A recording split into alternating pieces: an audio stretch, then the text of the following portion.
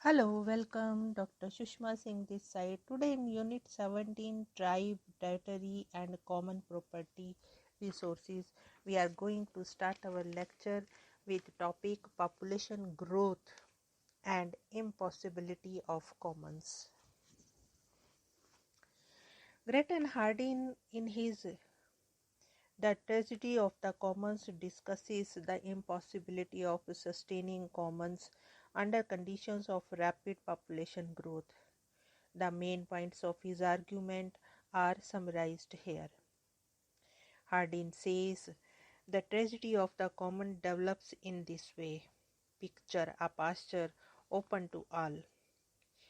It is to be expected that each herdsman will try to keep as many cattle as possible on the commons. Such an agreement arrangement may work reasonably satisfactorily for centuries because tribal wars, poaching, and disease keep the numbers of both man and beast well below the carrying capacity of the land. Finally, however, comes the day of reckoning, that is, the day when the long desired goal of social stability becomes a reality. At this point, the inheritance logic of the commons remorselessly generates tragedy. As a rational being, each herdsman seeks to maximize his gain.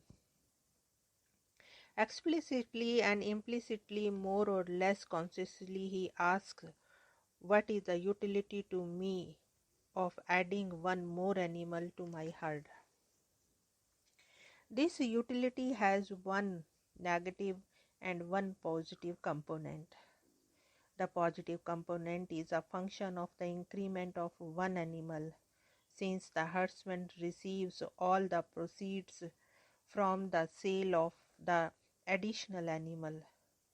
The positive utility is nearly +1. The negative component is a function of the additional overgrazing created by one more animals. Since, however, the effect of overgrazing are shared by all the herdsmen, the negative utility for any particular decision-making herdsman is only a fraction of -1. There is in the tragedy, each man is locked into a system that compels him to increase his herd without limit, in a world that is limited. Ruin is the destination towards which all men rush, each pursuing his own best interest in a society that believes in the freedom of the commons. Freedom in the commons brings ruin to all.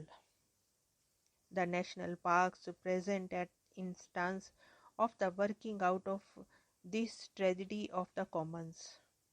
The parks themselves are limited in extent, whereas population seems to grow without limits. The values that visitors seek to the park are steadily eroded. Plainly, we must soon cease to treat the parks as commons, or they will be of no value to anyone. In a reverse way, the tragedy of the commons reappears in the problems of pollution. Here it is not a question of taking something out of the commons, but of putting something in. Sewage or chemical, radioactive and heat waste into water, noxious and dangerous fumes into the air, and distracting and unpleasant advertising signs into the line of sight. The calculations of utility are much the same as before. The rational man finds that his share of the cost of the waste he discharges into the commons is less than the cost of the purifying his waste before releasing them. Since this is true for everyone, we are locked into a system of fouling our own nest. so long as we behave only as independent, rational, free enterprises. The tragedy of the commons as a food basket is averted by private property or something formally like it.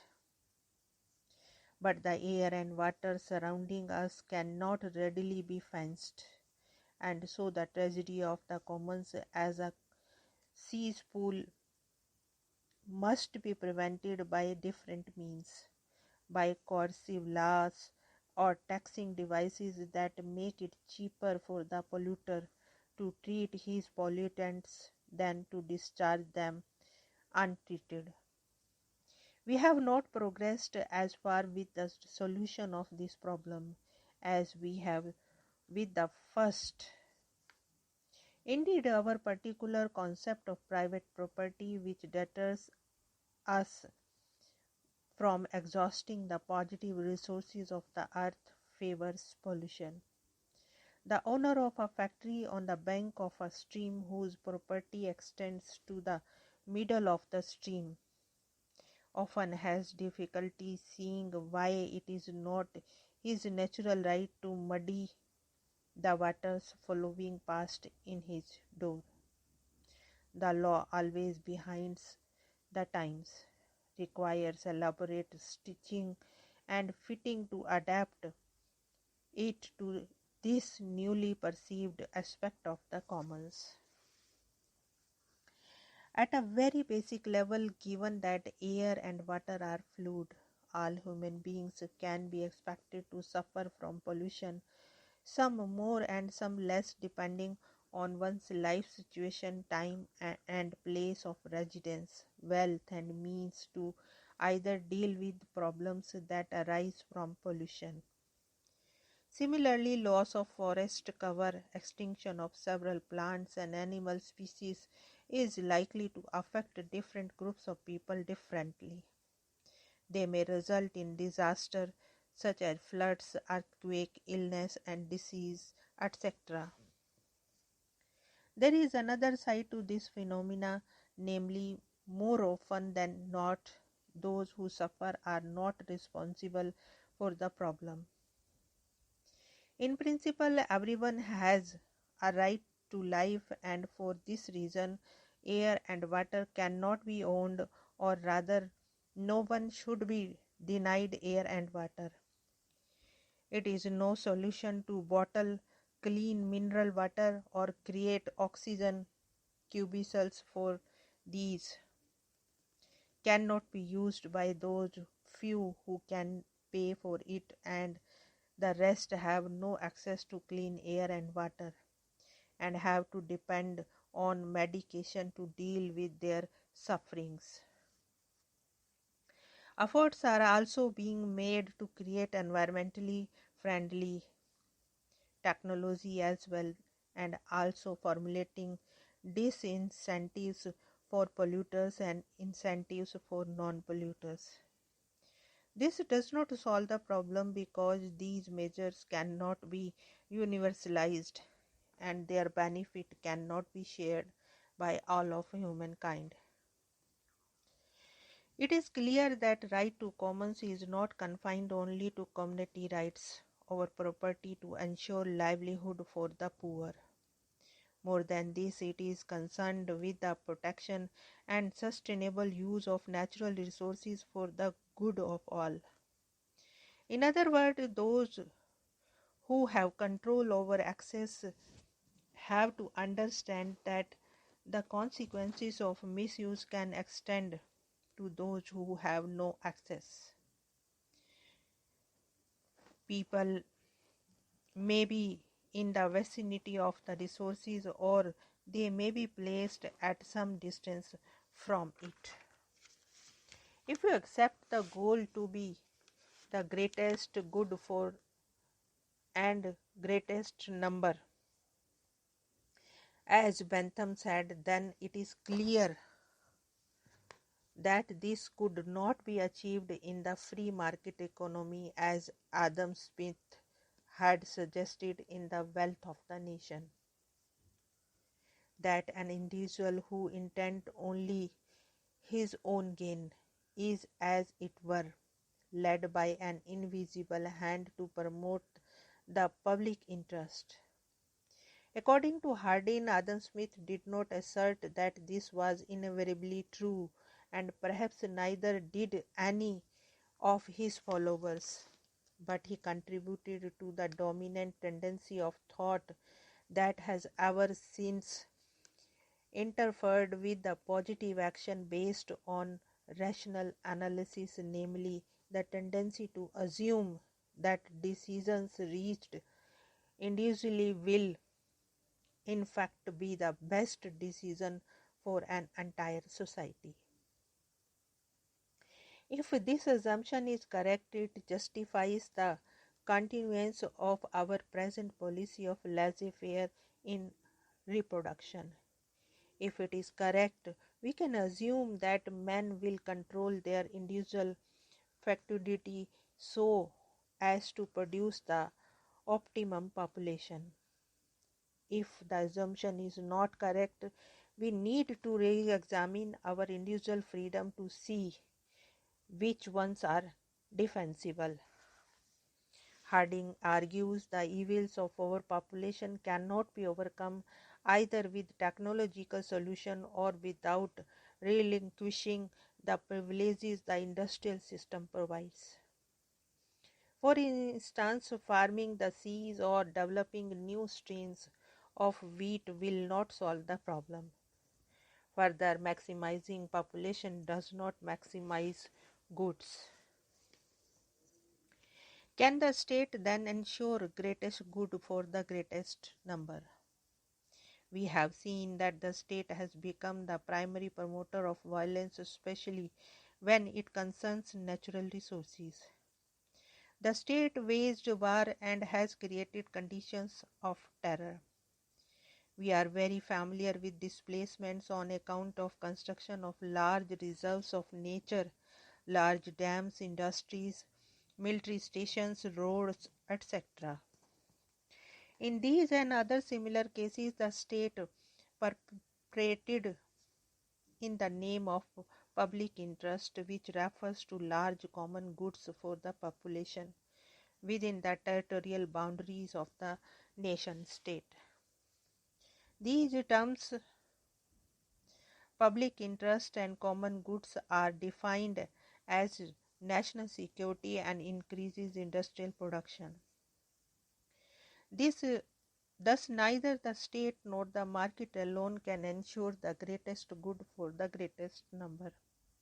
This is because they both hold monopolies over natural resources. They bring many benefits with runaway engine that has no internal regulator to tell it when to stop, depleting the commons that sustain it. They in fact compete over natural resources, and they differ in the way they design options for the poor, who in fact lose control over natural resources and thus are without any livelihood. The state and the market can offer only jobs, which are very difficult to generate. With the idea of creating more livelihood opportunities for the poor, especially in the non-urban settings, the notion of the community-based commons was instituted. Hardin concludes the commons, if justifiable at all, is justified only under condition of low population density. As the human population has increased, the commons has had to be abandoned in one aspect after another. The freedom of breeding will ruin to all. The only way we can preserve and nurture other and more precious freedom is by relinquishing the freedom to breed, and that very soon. Only so can we put an end to this aspect of the tragedy of the commons. The relinquishing of the freedom to breed is meaningful only in a limited sense, namely to exercise restraint on reproduction. It cannot be interpreted in an absolute sense, because this would be tantamount to annihilation not only of the reproductive processes but also of the deeper sense of society that defines our sense of being in the world with a future.